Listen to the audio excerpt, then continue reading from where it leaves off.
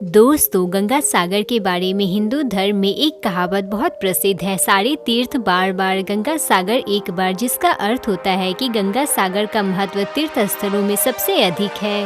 गंगा सागर या सागर संगम वह स्थान है जहां गंगा सागर से मिलती है। इसका वर्णन कालिदास के काव्य रघुवंश में मिलता है। हिंदू मान्यताओं के अनुसार देवताओं के राजा इंद्रदेव ने महाराज सगर द्वारा छोड़े गए अश्वमेध यज्ञ के घोड़े को कपिल मुनि के आश्रम में छिपा दिया, तो राजा के 60,000 पुत्रों ने मुनि को इस चोरी के लिए जिम्मेदार ठहराया, जिससे कपिल मुनि क्रोधित हो गए और उन्होंने राजा सगर के पुत्रों को अपने श्राप द्वारा भस्म कर दिया। बाद में बहुत निवेदन के बाद वे इस बात के लिए राजी हुए कि राजा का कोई वंशज यदि गंगा को यहाँ तक ले आया तो राजकुमारों को मोक्ष प्राप्त हो जाएगा।